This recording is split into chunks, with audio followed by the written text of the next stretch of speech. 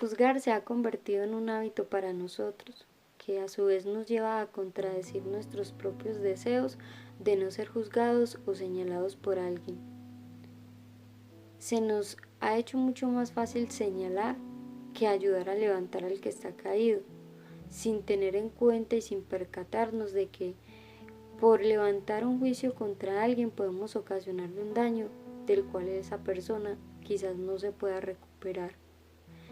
Mis actos también definen lo que hay en mi interior. Cuando yo señalo, significa que yo quiero que la otra persona vea el mundo de la misma manera que yo lo veo, o que haga las cosas de la misma manera que yo los hago, sin saber si la forma en la que yo hago las cosas es la forma o la manera correcta. Debemos de aprender a respetar también el punto de vista de los demás. Ellos tienen una vida diferente y eso no les da o no nos da el derecho a nosotros de señalarle o de juzgarle porque no está haciendo de la misma manera que yo. Si nos vamos a una base bíblica, en San Mateo el capítulo 7, el Señor también nos enseña que no debemos de juzgar a los demás. En el capítulo 7, versículo 1 dice: no juzguéis para que no seáis juzgados, porque con el juicio con que juzgáis seréis juzgados, y con la medida con que medís os será medido. Entonces el Señor es muy claro cuando Él nos dice que no juzguemos a los demás, porque de esa misma manera también vamos a ser juzgados nosotros. Y también me llama la atención una historia bíblica que la podemos encontrar en San Juan, el capítulo 8, donde la Biblia habla de la mujer adúltera.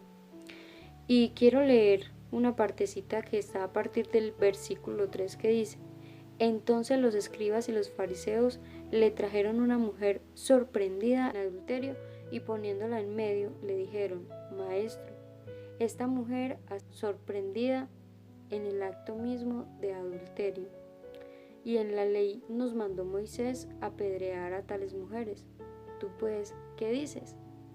Mas esto decían tentándole para poder acusarle. Pero Jesús, inclinando su cabeza al suelo, escribía en tierra con el dedo.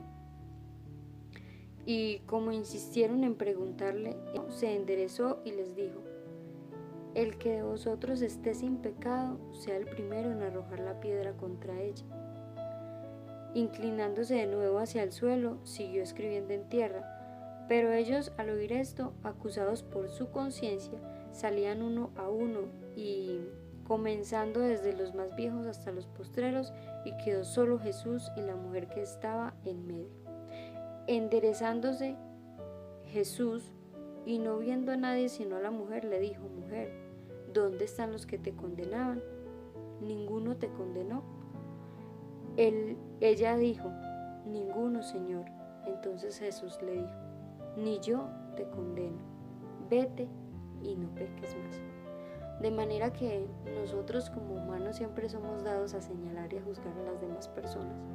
De hecho, muchas veces no nos fijamos en nuestros errores, sino que nos vamos a fijarnos en el error de nuestro hermano.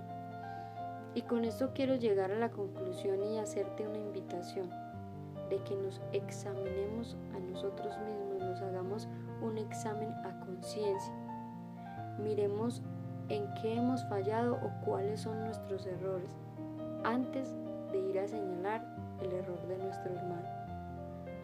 El Señor nos da un ejemplo, y es que también fue muy claro cuando le dijo a la mujer: vete y no peques más.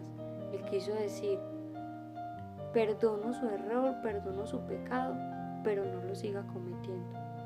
No sigas en el mismo estado en el que estabas. Entonces, te invito a que no juzguemos a los demás. Tratemos al máximo de no señalar y de no levantar un juicio contra alguien, sin saber antes por qué momento, por qué situación o cuál es la causa del problema o de la dificultad de la otra persona.